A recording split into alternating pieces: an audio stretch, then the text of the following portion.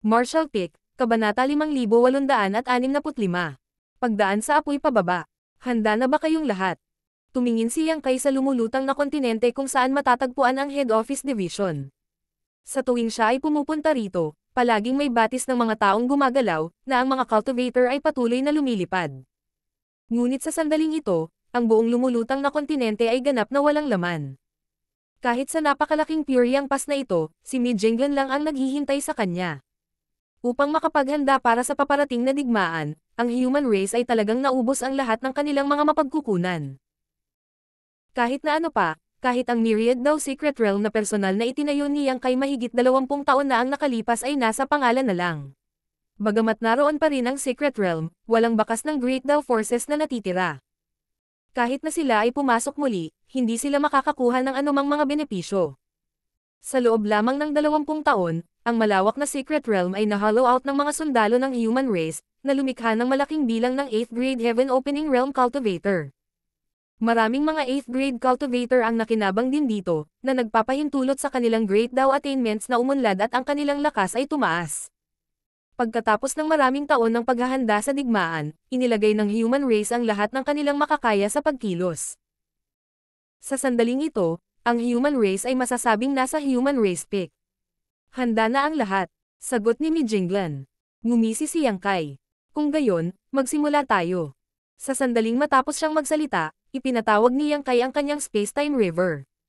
Ang paikot-ikot na ilog ay umiikot sa napakalaking Pyongyang Pass na parang isang higanteng dragon, na bumabalot sa buong mountain pass sa loob nito. Habang patuloy na ginagamit ni Yang Kai ang kanyang Great Dao, ang espasyo sa paligid ng Pyongyang Pass ay unti-unting natanggal at nakompress. Ang pangunahing dahilan kung bakit pinili ni Mi Jinglan na maghintay dito kay Yang Kai ay dahil hindi maalis ang Pyongyang Pass. Maliban kay Yang Kai, walang ibang tao sa human race ang maaaring gumawa ng anuman tungkol sa napakalaking mountain pass na ito. Kahit na si Yang Kai ay kailangang gumamit ng space-time river para gumamit ng ilang uri ng trick para pinuhin ang espasyo sa paligid ng Pyongyang Pass para maging katulad ng isang world bead.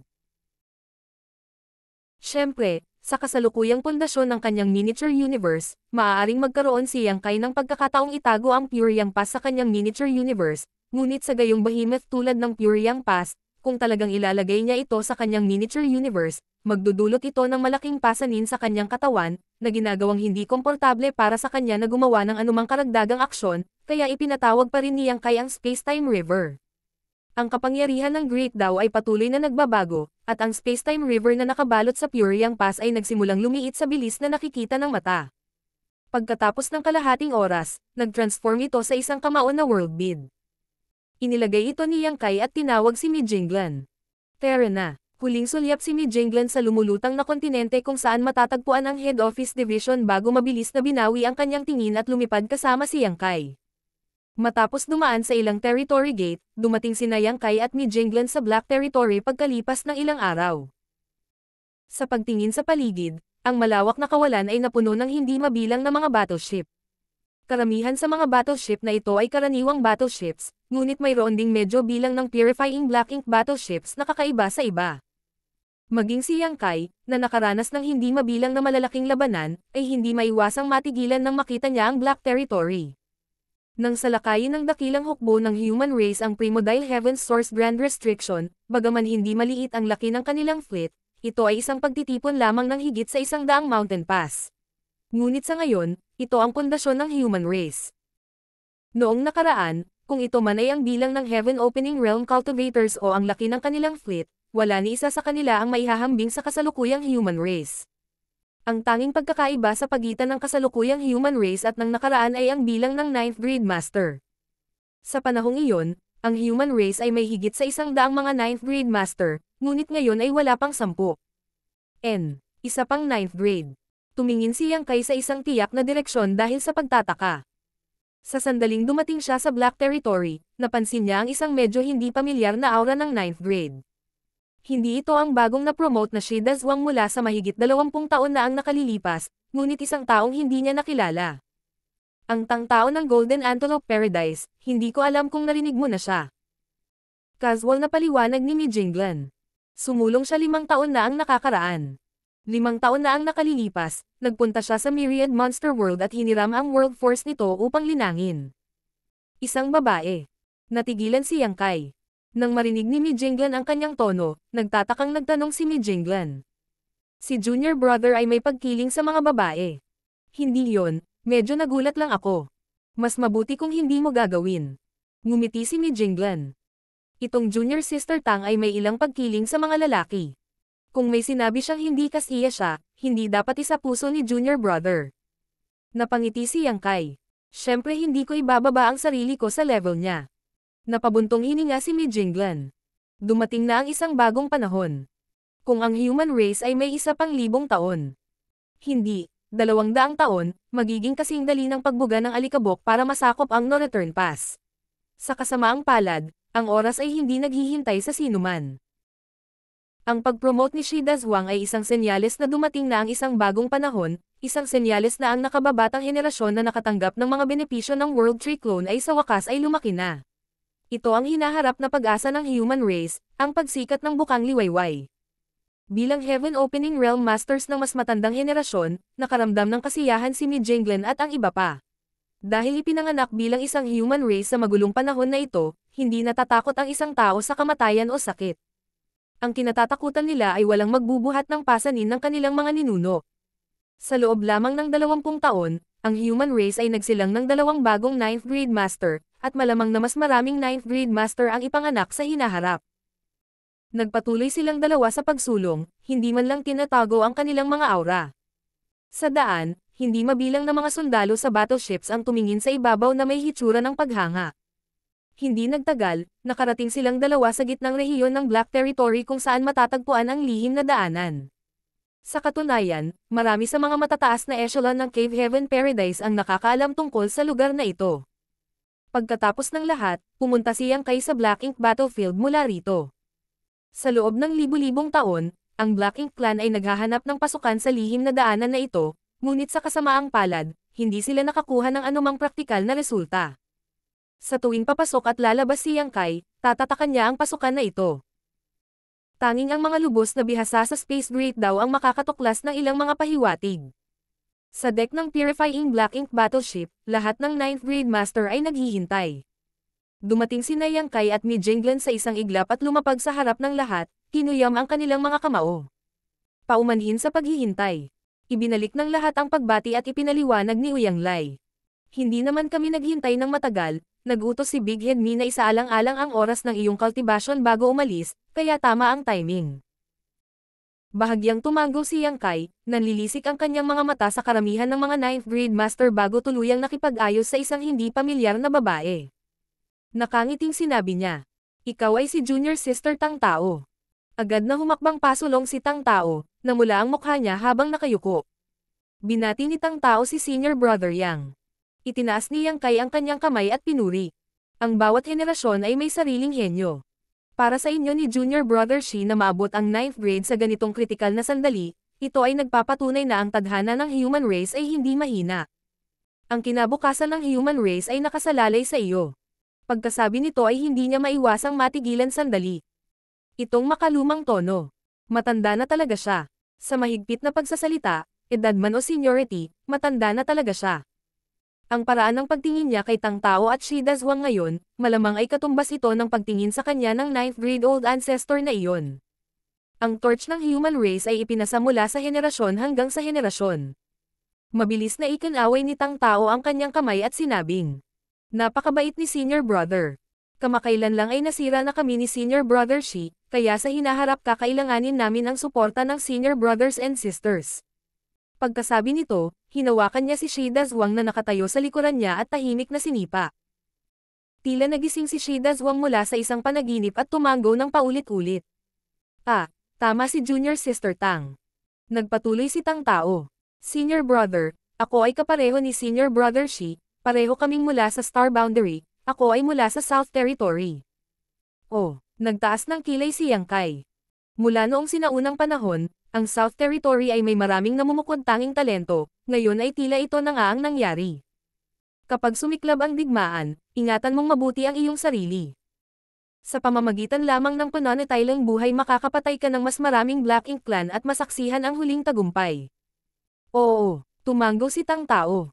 Lumingon si Yang Kai at hindi na nag-aksaya pa ng mga salita, sa halip ay tame time na sinabi. Wala nang oras para mawala, magsimula na tayo. Nang matapos siyang magsalita, lumitaw siya sa hangin at sumigaw. Nasaan ang Void Guard? Sa susunod na sandali, sa isa pang purifying Black Ink battleship na malapit, dumating ang maraming miyembro ng Void Guard na pinamumunuan ni Li Wuyi. Mayroon lamang 140 tao, hindi lahat ng mga miyembro ng Void Guard ay naruroon. Ang ilan sa kanila ay ipinadala upang iset up ang space arrays na humantong sa No Return Pass. Pagbati, Sir Yang. Naikuyom ng lahat ang kanilang mga kamao at nagsisigawan. Void Guard, sundan mo ako para magbukas ng daanan patungo sa Black Ink Battlefield. Oo, sa ilalim ng utos na ito, sinundan ng mga miyembro ng Void Guard si Yang Kai at mabilis na tumayo sa isang tiyak na lugar sa kawalan, inilabas ang kanilang Space Principle at sinusubukang i-unseal ang selyadong daanan. Sa Purifying Black Ink Battleship, karamihan sa mga tao ay nakatingin, ngunit si Uyang Lai ay nakatitig kay Tang Tao na may nagtatakang ekspresyon. Nang maramdaman ang kanyang tingin, lumingon si Tang Tao at namula. Ano ang tinitingnan ni Senior Brother Uyang? Umiling si Uyang Lai at sinabing, Junior Sister Tang, hindi mo maaaring tretuhin ng iba si Yang Kai dahil lang sa medyo mas gwapo siya. Bilang isang tao, dapat mong tretuhin ang lahat ng pantay-pantay. Ngumuso si Tang Tao. Hindi ko alam kung ano ang sinasabi ni Senior Brother. Paglingon niya, patuloy siyang tumingin kay Yang Kai, medyo namumula ang kanyang mga tenga. Umiling si Uyang Lai at bumantong hininga, nakipagpalitan ng tingin kay Mi Jinglan bago ngumiti ng mapait. Naunawaan din niya na ang damdamin ni Tang Tao kay Yang Kai ay hindi simpleng paghanga. Ngunit isa pa rin siyang 9th grade, sa buhay o kamatayang krisis na ito ng human race, paano mapangalagaan ng isang tao ang mga personal na relasyon. Sadyang ang mga batang talentong ito, anuman ang kanilang kakayahan o paglilinang, ay may likas na paghanga kay Yang Kai. Ito ay nauugnay sa mga karanasan ng human race sa loob ng maraming taon, pati na rin sa sariling pagsisikap ni Yang Kai, pati na rin sa kanyang mga turo sa mga tumataas na talentong ito. Sa panahon ng pinakamadilim na panahon ng human race, mayroong isang partikular na tao na nagawang paikutan ang tubig at kumuha ng sandali ng pahinga para sa human race sa kanyang sarili, na nagpapahintulot sa human race na maiwasan ang pagkalipol. Dahil sa kanya, nagkaroon ng kabisera ang human race para labanan ang kadilimang bumabalot sa kanilang ulo. Kaya't kahit na mayroon siyang ilang pagkiling laban sa mga lalaki, si Tang Tao, na kadalasang nakakapagpahirap sa isang matandang senior na tulad ni Uyang Lai sa ilang salita lamang, ay hindi napigil ang kumilos bilang isang maliit na batang babae pagkatapos na makita ng malapitan si Yang Kai. Masasabing sa pinakamadilim na panahon ng human race, mas may talento ang nakababatang henerasyon, mas mahirap iwasan ang pangalang Yang Kai sa kanilang proseso ng paglaki. Martial Pick, Kabanata 5866. Nalantad. Sa ilalim ng maingat na mga mata ng lahat, ang Space Great daw ay nagsimulang mag-iba-iba, at sa lalong madaling panahon, ang pasukan sa lihim na daanan na tinatakan ni Yang Kai noong nakaraan ay lumitaw, na nagiging isang patuloy na umiikot na vortex. Mula sa pintong iyon, kumalat ang aura ng kawalan. Pumasok si Yang Kai sa loob, sinundan ng malapitan ng Void Guard, at nawala sa isang kisap mata. Ang pasukan sa passage na ito ay nasa gilid ng Black Territory habang ang exit ay nasa isang lugar sa Blue Sky War Zone, malapit sa dating teritoryo ng Black Ink Clan. Ginamit ni Yang Kai ang lihim na daanan na ito para maglakbay sa pagitan ng Black Territory at Black Ink Battlefield ng higit sa isang beses, kaya natural na pamilyar siya dito. Kung ito ay isang maliit na bilang lamang ng mga cultivator, hanggat sila ay nagpatuloy sa pasulong, maaari nilang masira ang selyo sa kabilang panig, ngunit sa pagkakataong ito, ang bilang ng mga taong gustong dumaan ay napakalaki. Sa 12 pangunahing hukbo ng human race, alin sa kanila ang walang 2 o 3 milyong sundalo? Sa 12 pangunahing hukbo, mayroong halos 30 milyong sundalo, at hindi nila matugunan ang mga pangangailangan ng human race sa pamamagitan lamang ng orihinal na daanan. Kung gusto niyang ipadala ang hukbo sa Blue Sky War Zone sa pinakamaikling panahon na posible, kailangan niyang maghanap ng paraan upang palawakin at pagsamahin ang CP na ito. Kahit na nakalusot na si Yang Kai sa 9th grade, hindi niya magagawang mag-isa ang ganoong gawain. Sa kabutihang palad, hindi lang siya ang bihasa sa Space Great daw sa ngayon, kaya't ang 140 o higit pang Void Guard ay maaaring makatulong sa kanya. Pagpasok pa lang nila sa lagusan, napansin agad ng lahat ang magulong kawalan sa kanilang paligid. Sa mahigpit na pagsasalita, ang lagusan na ito ay nasa gitna ng kawalan, at sino mang hindi nakakaunawa sa Dao of Space ay mabilis na mawawalan ng direksyon at hindi na mahahanap ang kanilang daan pabalik. Kahit na ang mga bihasa sa Dao of Space ay kailangang tumapak ng maingat sa ganoong lugar. Binuksan ni Yang Kai ang isang landas sa kanyang harapan, na naging sanhi ng patuloy na pag-iiba ng Space Great Dao habang ang mga miyembro ng Void Guard sa likod niya ay bumuo ng isang mahabang linya ng sunod-sunod, na katulad din ng pag-activate ng kanilang sariling Great Dao. Habang ginagawa nila ito, ang CP na ito ay patuloy na lumawak at ang Void Chaos ay nalinas. Sa panahong ito, nag-set up pa si Yang Kai ng serye ng Principal Law Arrays sa magkabilang panig ng passage para patatagin ito. Sa pagtutulungan ng lahat, ang reinforced passage ay patuloy na umabot pasulong. Sa bawat oras na maglalakbay sila sa isang tiyak na distansya, isang sundalo ng Void Guard ang mananatili sa ilalim ng utos ni Yang Kai upang subaybayan ang sitwasyon sa tunnel at harapin ang ilang mga hindi inaasahang sitwasyon. Ito ang unang pagkakataon na ginawa ni Yang Kai ang ganoong bagay, kaya hindi niya magagarantiya na ang daanan na ito ay magiging ganap na matatag, kaya kailangan niyang mag-ingat. Sa daan, nang makarating sila sa dulo ng lagusan, halos 100 Void Guard na lang ang natitira, halos 4 na po sa kanila ang nananatili sa daanan. Sa dulo ng CP, tumayo si Yang Kai at tumingin sa likod. Nang makita si Li Wuyi at ang iba pa na malapit na sumusunod sa kanyang likuran, itinaas niya ang kanyang kamay at pumindot pasulong. Ang Space Principles ay biglang nagiba-iba, at ang espasyo sa harap nila, na nabuklod sa loob ng maraming taon, ay biglang bumagsak. Habang kumakalat ang mga ripples, isang pinto ang lumitaw. Si Yang Kai ay lumabas ng pinto. Sa susunod na sandali, ang Void Guard ay sumugod sa pangunguna ni Li Wuyi. Mabilis ninyong palawakin ang daanan at magpadala ng isang tao upang ipaalam kay Chief Mi na handa na ang lahat. Titingnan ko ang paligid. Utos ni Yang Kai. Inutusan ni Li Wuyi ang isa sa kanyang mga nasasakupan na bumalik at iulat ang bagay na ito, pagkatapos ay nagpadala ng isang grupo ng mga tao upang magbantay habang ang iba ay nagsimulang palawakin at patatagin ang labasan. Hindi nagtagal, sa Black Territory, nakatanggap ng mensahe si Mi Jinglan. Sa ilalim ng kanyang pamumuno, isang maliit na grupo ng mga battleship ang lumipad sa lagusan sa ilalim ng pamumuno ng kani-kanilang mga pinuno ng militar. Sa kabilang panig, ang figure ni Yang Kai ay kumikislap habang lumilipad siya sa kawalan, ang kanyang divine sense ay nagmamasid sa kanyang paligid. Kasalukuyan siyang nasa 9th grade at ang kanyang divine sense ay napakalakas, kaya ang anumang paggalaw sa paligid ay hindi makatakas sa kanyang sentido. Isang dosina o higit pang Black Ink Clan squad ang lumilipad sa kawalan. Ang squad na ito ay tila walang tiyak na layunin at naghahanap lamang ng isang bagay. Ang bawat walang laman at lumulutang na kontinente ay maingat na siniyasat. Nang matuklasan nila ang isang tiyak na bahagi ng kawalan, isang biglaang pagbabago ang naganap. Ang kawalan ay biglang nabasag tulad ng isang sirang salamin, at ang pangkat ng Black Ink Clan na nakulong sa basag na walang laman na ito ay hindi na nagkaroon ng oras upang mag-react bago sila naging isang tumpok ng Jinotay na karne. Sa susunod na sandali, lumitaw ang figure ni Yang Kai sa malapit, kumunat ang kanyang noo. Ilang dekada na ang nakalipas, nakikipag-chat siya kay Mo Naye habang siya ay nasa no return pass, wala sa kanila ang nakakuha ng anumang mahalagang pahiwatig. Hindi alam ni Yang Kai kung ang tunay na katawan ni Black Ink ay nagising, at hindi rin alam ni Mo Naye kung nasaan ang pasukan at labasan sa Secret Passage. Bagamat hindi niya gaanong alam ang lihim na daanan na ito, hindi nito napigilan si Mo Naye na kumilos para mag-imbestiga. Ito ang ikalimang koponan na napuksan ni Yang Kai. Ang lahat ng miyembro ng Black Ink Clan ay isang low-grade at high-grade Black Ink Clan. Wala kahit isang Black Ink Clan feudal lord ang naroroon, at ang bilang ng bawat koponan ay medyo maliit, iilan lamang o isang dosina.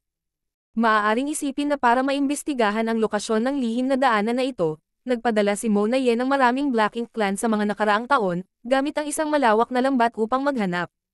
Alam din niya na ang pamamaraang ito ay maaaring hindi kinakailangang magbunga ng anumang mga benepisyo, ngunit maaari itong gamitin upang ipagtanggol laban sa mga snake attack mula sa human race. Hindi bababasa, pagkatapos na patayin ni Yang Kai ang 5 Black Ink Clan squad na ito, hindi magtatagal ay nakatanggap ang Black Ink Clan ng ilang feedback. Sa ganitong paraan, makakalok si Mo Naye sa lokasyon ng hukbo ng human race at makapag-iingat. Maaaring sabihin na ang Black Ink Clan na ito ay ipinadala upang patayin ng human race, kaya wala silang kahit isang feudal lord master. Alam ni Mo Naye na tiyak na gagamitin ng human race ang sikretong daanan na ito para makapasok sa Black Ink Battlefield para atakehin ang Black Ink Battlefield, ito na lang ang natitirang opsyon para sa human race. Nag-set up siya ng maraming especially iya sa buong Black Ink battlefield ng maaga, kaya kung may mawala sa kanila, tiyak na aatake ang human race mula sa direksyong iyon. Alam din ito ni Yang Kai, ngunit wala siyang pagpipilian kundi kumilos. Ang hukbo ng human race ay napakalaki at mahirap itago. Kapag nagsama-sama sila at kumilos, tiyak na mapapansin sila ng mga nagkalat na especially iya ng Black Ink clan. Imbes na mapansin ng ganito, mas mabuting alisin muna ang problema sa rehiyong ito. Pagkatapos ng mahabang paghahanap at pagpatay ng hindi bababa sa 30 maliliit na koponan ng Black Ink clan, sa wakas ay bumalik si Yang Kai. Mula sa malayo, makikita na ang malaking bilang ng human race ay nagtipon na malapit sa labasan ng lagusan. Maraming battleships ang na-deploy, at ang mga team na unang dumating ay kasalukuyang inaayos ang kanilang mga puwersa. Sumugod din si Mi Jinglan at ang iba pang 9th grade master, naiwan ang ilan. Pagkatapos makipagkita, ipinaliwanag ni Yang Kai ang kanyang natuklasan, at tumanggo si Mi Jinglan. Hindi madaling pakitunguhan si Mo Naye. Ang kanyang mga aksyon ay pasok sa aming inaasahan, at hindi namin naisip na matagumpay naming mailulunsad ang isang palihim na pag-atake sa Northern Pass. Dahil nalantad ang sitwasyon dito, magkaroon tayo ng maayos na laban. Sinabi ni Yang Kai. Ang mga kalapit na especially iya ay pinutol, kaya ang balita sa panig ng Black Ink clan ay dapat na medyo maantala, ngunit hindi ito dapat masyadong mahaba. Tinatansya ko na ito ay magiging 1 buwan ng higit pa, marahil ay mas maikli pa. Gaano man kabagal ang tugon ng Black Ink clan, pagkatapos na hindi makipag-ugnayan sa base sa loob ng 1 buwan, napagtanto sana nila ang problema. Tama, sabi ni Mi Jinglan. Aabutin lamang ng kalahating buwan para makarating ang hukbo mula sa Black Territory. Sa pagbabalik tanaw sa daanan, bumantong hininga si Mi Jinglan. Sayang lang at nalantad ang sikretong daanan na ito. Sa pagtutulungan ni Yang Kai at ng Void Guard para palawakin at palakasin ang passage na ito, naging katulad ito ng isang territory gate, ngunit medyo naiiba ito sa totoong daan. Ang isang tunay na territory gate ay konektado sa 2 magagandang teritoryo, at kapag ang isa ay dumaan sa territory gate, maaabot nila ang kabilang panig. Saglit lang ang oras na kinuha. Gayunpaman, kung nais ng isang tao na ganap na dumaan sa tunnel na ito, magtatagal ito, at kailangan din nilang tiisin ang lahat ng uri ng panganib. Siyempre, sa pagbabantay ng Void Guard sa tunnel na ito, hindi masyadong malaki ang mga panganib. Hindi na may tatago ng lubusan ang gayong daanan. Bagamat maaaring gamitin ni Yang Kai ang kanyang mga pamamaraan para aisil ang exit, hindi na ito may tatago ng maayos tulad ng dati. Kung gugustuhin ng Black Ink clan, may pagkakataon pa silang makahanap ng pambungad at mabuksan ang CP na ito. Kung matatalo tayo sa laban na ito, ang human race ay mapapahamak. Kung ang daanan ay nalantad o hindi ay hindi na mahalaga. Mahinang sabi ni Xiang Shan. Tumanggo si Yang Kai. Sundin ang plano. Bumaling kay Li Wuyi, sinabi niya. Pamunuan ng isang grupo ng mga tao at agad na pumunta sa Primodile Heaven's Source Grand Restriction, na nagsaset up ng space array sa daan. Bagamat ang layunin ngayon ng human race ay ang No-Return Pass, gaya ng sinabi ni Yang Kai noon, hindi lang sila makakatuon sa kasalukuyan kundi maging sa hinaharap. Ang Primodile Heaven's Source Grand Restriction ay ang pinakamalaking banta sa human race, at ito ay isang mahabang paglalakbay, kaya kailangan nilang i-set up ito ng maaga, kung hindi ay huli na. Sa ganoong kaayusan, ang pinakamagandang resulta ay para sa human race na gumugol ng higit sa 1 dekada upang iset up ang space array na humahantong sa Primodile Heaven's Source Grand Restriction. Sa oras na iyon, kakailanganin lamang ng hukbo ng human race na ayusin ang space array sa loob ng maikling panahon bago nila ito magamit upang sumugod sa Primodile Heaven's Source Grand Restriction sa pinakamabilis na posibleng bilis at malutas ang mga nakatagong panganib. Ito rin ay isang plano na naisip ng Head Office Division ng maaga. Sa daan mula sa Head Office Division patungo sa Black Territory, napag-usapan ito ni Mi Jinglan at Yang Kai ng detalyado. Sa usapin ng lakas tao, ang punong tanggapan ay gumawa na ng mga kaayusan. Nang marinig ni Li Wuyi ang mga salita ni Yang Kai, agad niyang tinanggap ang utos. Oo, tumingin sa kanya si Yang Kai at sinabing, ang daan sa unahan ay puno ng mga panganib, sana ay magtagumpay ka. Malakas na tumanggo si Li Wuyi at iwinagayway ang kanyang kamay. Nakareserbang tauhan, sumunod ka sa akin. Sa mahigit 100 opisyal ng Void Guard, 80 sundalo ang agad na umalis, at hindi lang iyon, ngunit sunod-sunod na fleet ang sumugod sa kawalan. Nandito ang mga fleet na ito upang protektahan ang Universe Temple. Pagkatapos ng lahat, ang lugar na ito ay masyadong malayo mula sa Primordial Heaven's Source Grand Restriction, at habang nasa daan, si Li Wuyi at ang iba pa ay kailangang mag-set up ng higit sa isang space array. Ang bawat isa sa mga space array na ito ay nangangailangan ng isang tao na magbabantay sa kanila, kaya ang bilang ng Void Guard lamang ay tiyak na hindi sapat. Lahat ng tao mula sa Void Guard ay bihasa sa Dao of Space, kaya kahit na sila ay naglalakbay kasama si Li Wuyi at ang iba pa, hindi sila naglalakbay ng magkasama. Ang kailangan lang nilang gawin ay magmadali sa space array sa daan at hatiin ang kanilang mga puwersa upang bantayan ito. Hindi na kailangang pilitin nilang samahan si Li Wuyi at ang iba pa. Ayon sa plano ni Mi Jinglan, bawat Universe Temple ay kailangang magkaroon ng kahit man lang isang 8th grade guard. Sa kabutihang palad, ang pundasyon ng human race ay tumaas ng husto at mayroong maraming mga gwardya ng 8th grade. Kung libu-libong taon na ang nakalilipas, talagang wala silang puhunan para sayangin ang gayong yaman. Marshall Pick, Kabanata 5867. Umalis. Aalis muna ako. Bati ni Yang Kai kay Mi Jinglan, pagkatapos ay itinuro ang dalawang Void Guard sa grupo ng tatlo, at nagwalas sa direksyon ng No-Return Pass. Ayon sa kanyang orihinal na plano, magtatakda din siya ng isang space array.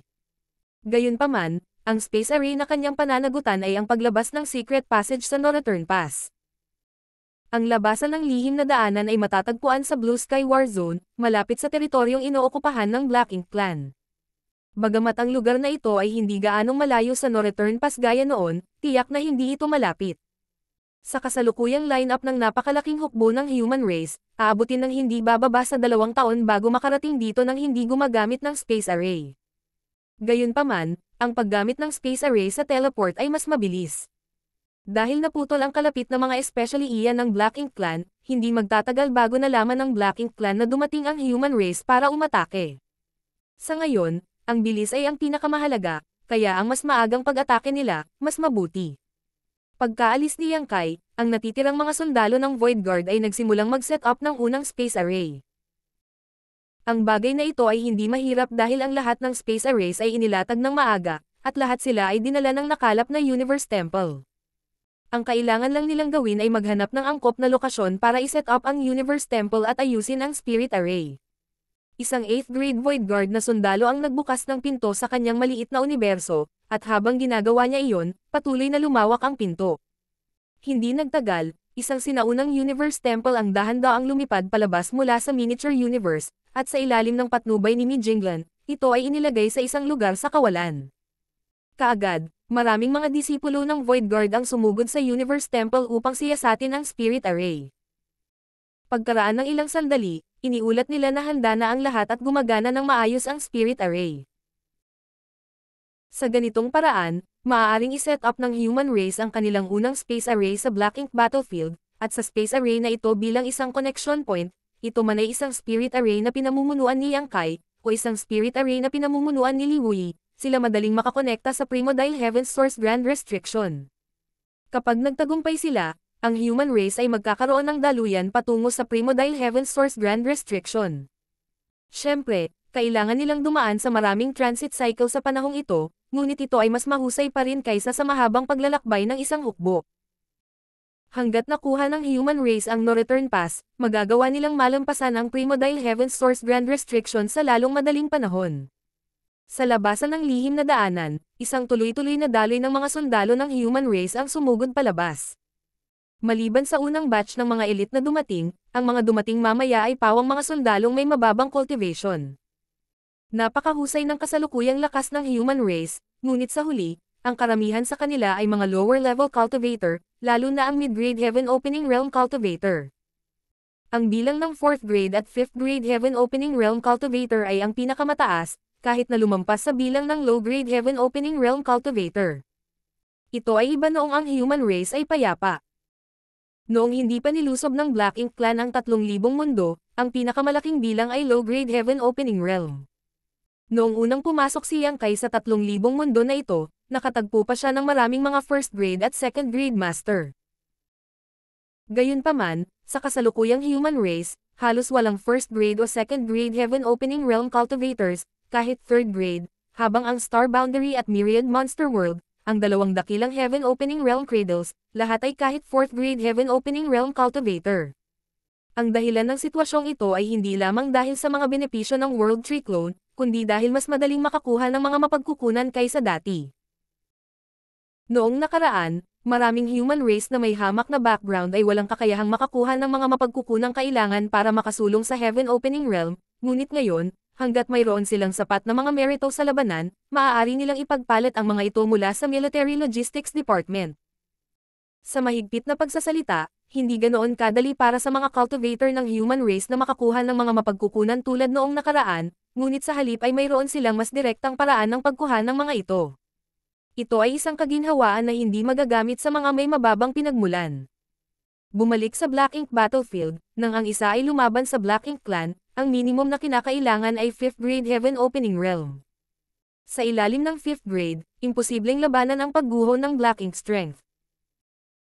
Ngayon na ang human race ay may paraan upang kontrahin ang Black Ink Strength, hindi lamang nila magagamit ang Purifying Light upang ikalat ang Ink Force na sumalakay sa miniature universe, ngunit maaari rin nilang gamitin ang Purifying Black Ink Pill upang maiwasan ang Black Ink Strength na masira ang kanilang katawan.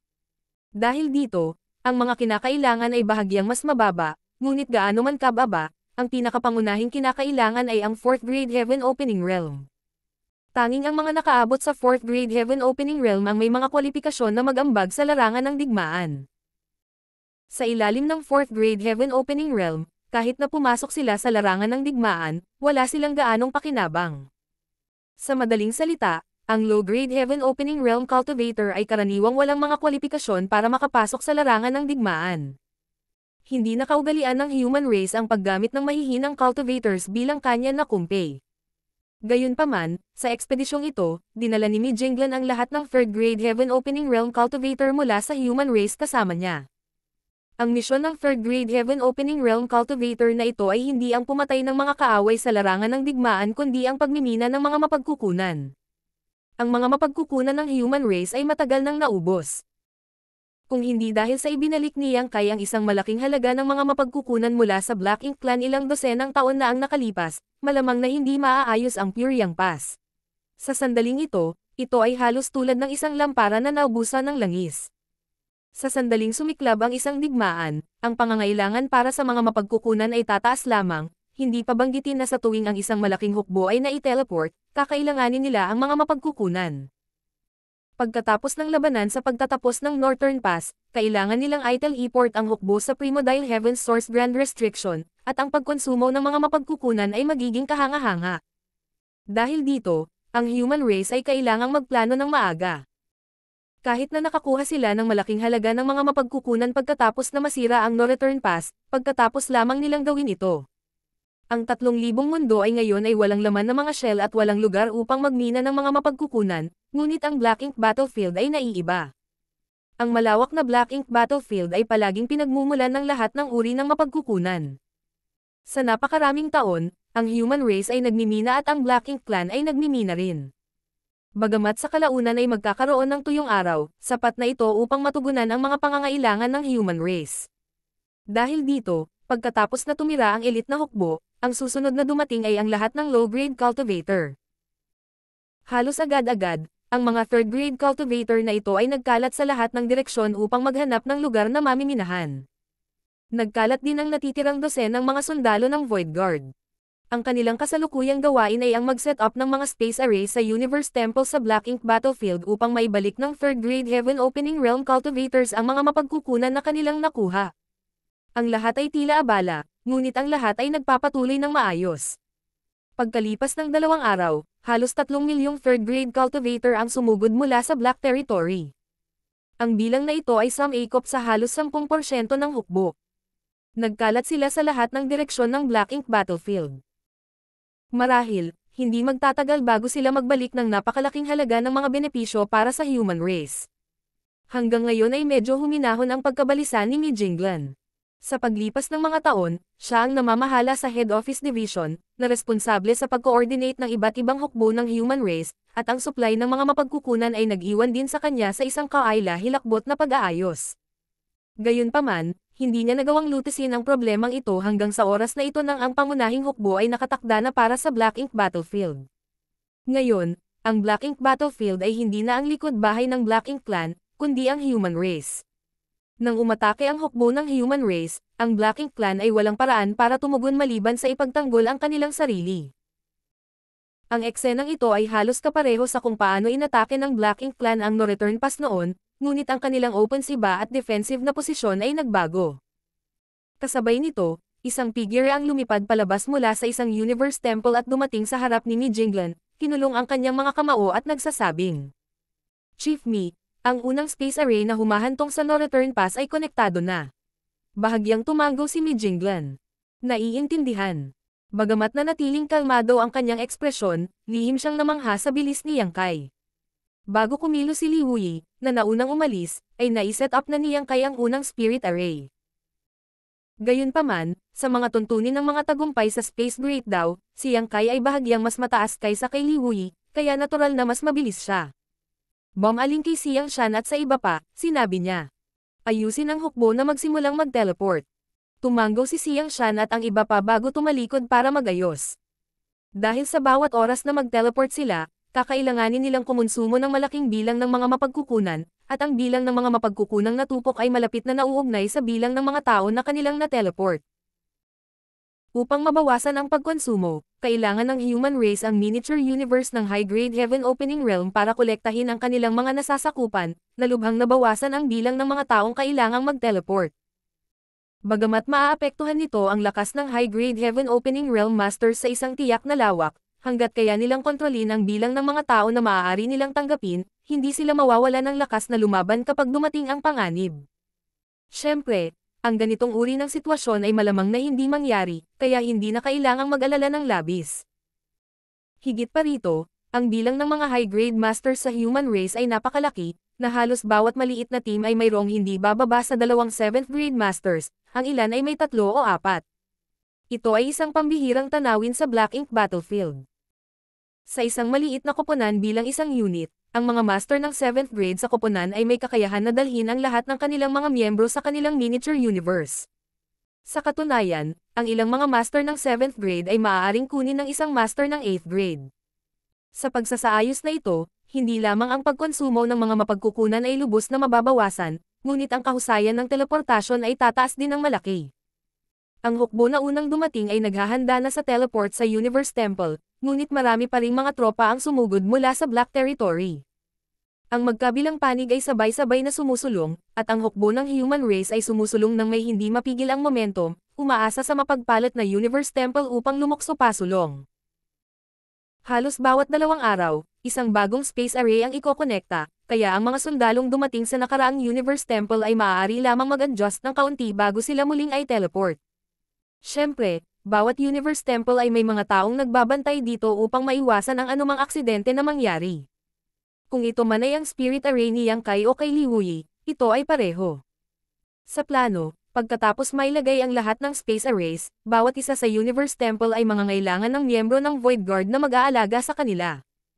Pagkatapos ng lahat, na may mataas na dalas ng teleportation, ang mga spirit array mismo ay magkakaroon ng ilang impluensya. Kung may anumang aksidente, ang mga miyembro ng Void Guard ang mananagot sa pag-aayos ng mga ito. Maliban kay Yang Kai, mayroong halos 150 Void Guards sa kabuuan. Sa panahong ito, isang mensahe ang dumating mula kay Li Wuyi na ang unang space array ay naset up at matagumpay na nakakonekta sa isa sa harap ng lihim na pasukan. Makalipas ang kalahating buwan, nang lumitaw si Wei Junyang mula sa Black Territory matapos manatili, lahat ng puwersa ng human race na natipon sa Black Territory ay sumugod. Martial Pick, Kabanata 5868. Pagpapagalit sa Giant Spirit God. Sa sandaling ito, si Yang Kai at ang 2 Void Guard, na nag-set up ng space array sa direksyon ng Northern Pass, ay nakatikip na sa kalahati ng distansya, na iwan ang 3 Universe Temple sa daan. Ayon sa bilis na ito, sa isa pang kalahating buwan, ang landas ng hukbo ng human race ay makakarating sa paligid ng Northern Pass, at ngayon lang napansin ng Northern Pass ang isang kakaiba. Hindi ito masisi sa pagbabalik tanaw ng Black Ink Clan. Sa katunayan, sapat na ang pag-iingat ni Mona Ye. Noon, nang siya at si Yang Kai ay nagsuri sa isa't isa at nakumpirma na mayroong isang lihim na daanan na nag-uugnay sa 3,000 mundo at sa Black Ink Battlefield, alam ni Mona Ye na tiyak na gagamitin ng human race ang sikretong daanan na ito para salakayin ang No Return Pass, dahil sa paggawa lamang nito magagawa ng human race na lumaban ng buong lakas. Kung gagamitin nila ang Territory Gate para mag-atake, masyadong malaki ang kawalan ng human race. Hanggat nag-set up ang Black Ink Clan ng mahigpit na depensa sa labas ng Territory Gate, madali silang magdulot ng malaking casualty sa human race. Walang sino man ang gagamit ng ganoong katangahang paraan. Gayunpaman, ang hindi matiyak ni Mona Ye ay kung saan ang exit sa Secret Passage, kaya pagkatapos umalis ni Yang Kai sa no-return pass sa oras na iyon, nagpadala siya ng malaking bilang ng Black Ink Clans sa Black Ink Battlefield. Bilang isang maliit na koponan. Sa isang banda, hinahanap niya ang labasan patungo sa lihim na daanan habang sa kabilang banda, binabantayan niya ang anumang posibleng paggalaw mula sa human race. Ang huli ay ang pangunahing layunin, at tungkol sa paghahanap ng labasan patungo sa lihim na daanan, si Mona Ye ay hindi naglagay ng malaking pag-asa dito, ginagawa lamang ang kanyang makakaya. Dahil dito, ang Black Ink Clan ay espesyal na nagparami ng halos 10,000 low-grade Black Ink Nest at pinahintulutan ang mga maliliit na koponan na pumasok sa Black Ink Battlefield na kunin sila. Kumilos si Yang Kai at pinutol ang halos 12 ng Black Ink Clan squad malapit sa Secret Passage. Napakabilis ng kanyang bilis kaya't ang mga taong ito ng Black Ink Clan ay wala ng oras para mag-react. Bagamat hindi niya sila inalerto, pagkatapos ng kalahating buwan na hindi nakatanggap ng anumang feedback mula sa mga squad na ito, napansin na ng isa sa malapit na Black Ink Clan sa Black Ink Nest na may mali. Ayon sa mga tagubilin ni Mona Ye bago sila umalis, magpapadala sila ng balita sa pamamagitan ng Black Ink Nest sa no-return pass. Matapos matanggap ang balita, agad na napagtanto ni Mona Ye ang problema. Imposibleng mawala ang isang maliit na koponan mula sa Black Ink Battlefield nang walang dahilan. Ang Black Ink Battlefield mismo ay hindi mapanganib, ito ay maliwanag kung ang isa o dalawang koponan ay nakatagpo ng ilang uri ng aksidente, ngunit ang katotohanan na ilang dosenang mga koponan ang nawalan ng pakikipag-ugnayan sa isa't isa ay nagsalita para sa sarili nito. Sa ilalim ng premise na ang human race ay aatake mula sa direksyon ng Black Ink Battlefield, si Mona Ye ay hindi magkakaroon ng anumang hindi makatutuhanang pantasya tungkol sa impormasyong ito, kaya agad niyang napagpasyahan na ang human race ay dumating na. Bukod dito, tiyak din ang direksyon na kanilang tinatahak. Ito ang direksyon ng 12 nawawalang mga koponan. Gamit ang lokasyon ng nawalang koponan bilang panimulang punto, agad na inutusan ni Mona Ye ang Black Ink Clan Scouts na maingat na imbestigahan ang anumang abnormalidad at agad na magulat. Ang human race ay dumating ng mas mabilis kaysa sa kanyang inaasahan, at ito ay isang napakasamang bagay. Ang tanging bagay na pinalad ni Mona Ye ay ang layo ng rutang ito.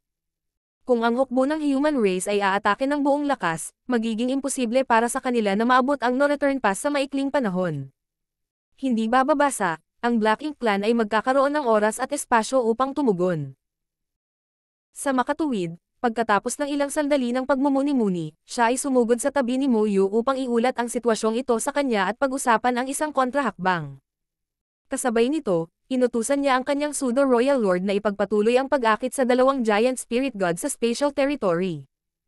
Noong nakaraan, nang tumakas ang dalawang Black Ink giant spirit god sa no-return pass, tinatakan na niyang kay ang territory gate, ngunit matagal na itong binuksan ng Black Ink Clan. Sa nakalipas na 10 taon, ang Black Ink Clan ay hindi tumigil sa pag-target sa Ada at Aer. Alam ni Mona Ye na ang dalawang giant spirit god na ito ay malaking tulong sa human race. Kung kaya niyang tapusin ang dalawang giant spirit god na ito bago dumating ang hukbo ng human race, kahit gaano pa karami ang 9th grade master ang human race, hinding-hindi sila magiging tugma para sa Black Ink Clan. Kahit na ang numero ng Royal Lords ay hindi kasing dami ng human race 9th grade at ang Territory Lords number ay hindi rin kasing dami ng human race 8th grade, ang bilang ng pseudo-Royal Lords ay mas marami. Kung wala ang suporta ng dalawang giant spirit god, paano malalabanan ng human race ang mga pag-atake ng napakaraming pseudo-Royal Lords at dalawang Black Ink giant spirit god? Ayon sa impormasyong nakuha ni Mona Ye mula sa Black Ink Disciple, kahit na ang giant spirit god ay napakalakas, ang kanilang katalinuhan ay hindi mataas. Kung sila ay gumana ng maayos, maaari nilang harapin ang dalawang giant spirit god na ito ng maaga. Kung gusto niyang harapin ang dalawang malalaking lalaki na ito, natural na kailangan niyang akitin sila sa base ng Black Ink Clan, ang no-return pass. Sa napakaraming mga masters na natipon dito at ang dalawang Black Ink Giant Spirit God ay naruroon, hanggat ang Giant Spirit God ay dumating, hindi na ito makakabalik. Ang provokasyon ay isang magandang paraan, ngunit sa harap ng mga pang-aasar ng Black Ink Clan, naalala pa rin ni Ada at Aer ang mga salita ni Yang Kai na protektahan ang Territory Gate bago siya umalis. Marami sa mga pseudo-royal lord ang nasugatan dahil dito, dahilan para hindi na sila maglakas loob na pumasok sa spatial territory ayon sa gusto nila. Kahit ang isang pseudo-royal lord ay hindi makakayanan ang isang suntok mula sa isang giant spirit god. Hindi lang panunokso yun, pati pang-uudyok. Ang Black Ink disciple ng human race ay nagbigay kay Mona Ye ng maraming mahalagang impormasyon, isa na rito ay na ang giant spirit god ay nagpakain sa mga patay na universe world. Sa kasalukuyan, nawala sa 3,000 mundo ang bawat universe world, at ang dalawang giant spirit god ay dapat na nagugutom sa loob ng maraming taon, kaya inutusan ni Mona Ye ang kanyang mga tauhan na hilahin pabalik ang ilang patay na universe world mula sa kailaliman ng Black Ink battlefield at hikayatin si Ada at Aur sa pamamagitan ng Territory Gate. Ang planong ito ay halos nagtagumpay. Nang makita ng kalbong giant spirit god ang patay na universe world sa pamamagitan ng Territory Gate, ang kanyang laway ay tumulo sa kanyang dibdib na parang talon at halos sumugod siya sa No Return Pass. Kung hindi dahil sa giant spirit god na may isang crew-cut na desperadong sinusubukang pigilan ang kanyang mga clansmen, ang Black Ink clan ay hindi bababa sa nagawang patayin ang isa sa kanila. Nang makita niya ang eksenang ito noong nakaraan, galit na galit si Mona Ye kaya naging baluktot ang kanyang ilong. Ngayong natanggap na ng pseudo-royal lords ang mga utos ni Mona Ye, natural na sila ay nababalisa. Matapos ang mahigit 10 taon ng pakikipaglaban sa Giant Spirit God, nalaman nila na kahit na ang dalawang simpleng tanga na ito ay mukhang hindi masyadong matalino, hindi sila madaling pakitunguhan. Kapag ang lakas ng isang individual ay higit sa 99% ng lahat ng nabubuhay na nilalang, may sapat man silang katalinuhan o wala, ang kanilang lakas ay isang bagay na hindi maaaring baliwalain ng sinuman. Sa kabutihang palad, mabilis na nakaisip ng magandang ideya ang isang pseudo-royal lord. Sinira niya ang isa sa ilang piraso ng universe world at ipinadala ito sa spatial territory. Ang dalawang giant spirit god ay masayang nagbahagi ng kanilang pagkain at tinitigan siya mula sa kabila ng territory gate. Pagkatapos ay nagpadala ang pseudo-royal lord ng mas malaking piraso kay Ada at Aur para kumain. Tapos isa pang mas malaki. Matapos ulitin ang prosesong ito ng paulit-ulit, ang pseudo-royal lord ay naglabas ng isang malaking fragment at nagpakita ng pagnanais na ipadala ito sa spatial territory, ngunit ang territory gate ay sadyang napakalaki para ipadala ito. Maya-maya pa, ibinaba niya ang universe fragment at iminuwestre si Ada at Ad-Ur, na nakatitig sa kanya, na parang nag-aanyaya na kumain dito. Bumilis ang tibok ng puso ni Ada, at pagkatapos, ilang beses na hinampos ni Aur ang kanyang kalbo na ulo dahilan para mapahawak siya sa kanyang ulo at mukhang hindi niya alam kung ano ang kanyang nagawang mali. Bantayan ang lugar na ito, bugbugin sila hanggang mamatay, huwag pumunta. Sabi ni Aur sa mahinang boses. Kahit sa kawalan ay parang kulog ang boses niya. Hindi napigilan ni Ada na tumango, ngayon lang niya naalala ang payo ng batang iyon. Itinaas niya ang kanyang ulo, tinitigan niya ng masama ang pseudo-royal lord at sumigaw. Ipadala mo ito, kung hindi, bugbugin kita hanggang mamatay. Ang pseudo-royal lord ay natigilan saglit bago itinaas ang kanyang kamay at binasag ang higanteng pira-piraso ng universo sa alabok, sumigaw patungo sa Ada sa pamamagitan ng territory gate. Kung mayroon kang lakas ng loob, halika rito. Agad na nagalit si Ada. Nasa gutom na siya, ngunit ngayon ay nasira na ang kanyang pagkain sa harap ng kanyang mga mata. Paano niya ito natitiis? Kahit gaano pa kaganda ang ugali niya, hindi niya napigil ang sumabog sa galit. Tumayo siya, humakbang siya pasulong at naghanda na sumulong. Nagmamadaling lumabas si Aur at inihagis siya sa hangin. Sa araw na ito, naririnig ng lahat ng miyembro ng Black Ink clan sa No Return Pass ang mga dagandong na nagmumula sa Territory Gate, at ang kalbong giant spirit god ay patuloy na sumisigaw. Bubugbugin ko kayong lahat hanggang sa mamatay. Natatakot. Sa loob ng high-grade Black Ink nest ni Moyu, iniuulat ni Mona Ye ang sitwasyon kay Moyu, kasama ang isa pang miyembro ng Black Ink clan. Upang makatayo sa pantay na katayuan kasama sina Mona Ye at Moyu dito, kitang-kita ang pagkakakilanlan ng master ng Black Ink clan na ito. Ang Royal Lord. Ang human race ay nagsilang ng bagong henerasyon ng 9th grade, habang ang Black Ink clan ay nagsilang din ng bagong henerasyon ng Royal Lord. Kailangang malaman na ang Black Ink clan, na lumabas mula sa Primordial Heaven's Source Grand Restriction, ay hindi lamang nagkaroon ng makapangyarihang innate territory lords, kundi pati na rin ng maraming ordinaryong territory lords. Ang mga ordinaryong territory lords na ito ay lahat ay may mga kwalifikasyon upang maging mga royal lord, ngunit ang mga kwalifikasyon ay mga kwalifikasyon lamang. Kung sila ay may kakayahan o wala ay ibang usapin. Higit pa riyan, Ang kahirapan ng pag-promote ng Territory Lord ay mas malaki pa kaysa sa pag-promote ng Human Race 8th grade sa 9th grade. Ito ay dahil ang pagtaas ng lakas ng Black Ink Clan ay iba sa Human Race. Umasa sila sa Black Ink Nest upang linangin, hindi tulad ng Human Race na umaasa sa sarili nilang akumulasyon, kaya kung mas malakas ang Black Ink Clan, mas mahirap dagdagan ang kanilang lakas. Dahil din dito ipinanganak ang isang makapangyarihang innate Territory Lord na hindi maaaring maging Royal Lord. Gayunpaman, gaano man ito kahirap, ang libo-libong taon ng akumulasyon ay sapat na para sa ilan sa mga Territory Lords na makalusot sa bottleneck na ito. Mahigit 20 taon na ang nakalipas, nang dumating si Yang Kai sa No Return Pass, natanto na niya ang puntong ito. Ang Black Ink Clan ay malamang na magkaroon ng bagong Royal Lord. Ilang taon pagkatapos noon, ipinanganak ng Black Ink Clan ang ikatlong Royal Lord, ang nakaupo rito. Bagamat nakaupo siya rito, karaniwang sina Mona Ye at Mo Yu ang nag-uusap sa bagay na ito. Ang bagong promote na Royal Lord na ito ay palaging nagpapanatili ng posture sa pakikinig. Sa aspeto ng karanasan at lakas, mas mababa siya sa Mona Ye at Mo Yu. Ang Black Ink Clan ay iba sa Human Race, kaya natural na walang lugar para ipahayag niya ang kanyang opinyon dito. Kailangan bang hadlangan ang Human Race? Kumunat ang noo ni Mo Yu. Sa ngayon, maraming 9th grade Human Race Master, kung magpapadala tayo ng mga tropa para harangin sila, mas kawalan ito para sa atin. Matapos malaman na ang hukbo ng Human Race ay malapit ng umatake, mayroon siyang ilang salungatan sa mga ideya ni Mona Ye. Ang ideya ni Mona Ye ay mag-set up ng isang ambush sa daan upang harangin ang hukbo ng Human Race, habang si Mo Yu ay mas hilig na magbantay sa No Return Pass upang ipagtanggol laban sa hukbo ng Human Race. Ang bagay na ito ay may kinalaman sa kapalaran ng buong angkan, kaya normal lang para sa mga nakatataas na magkaroon ng alitan sa isa't isa. Sa makatuwid, hindi nagulat si Mona Ye na magkakaroon ng ganoong pag-iisip si Mo Yu. Sa katunayan, bago siya pumunta rito, alam na niya na magkakaroon ng ganoong kaisipan si Mo Yu.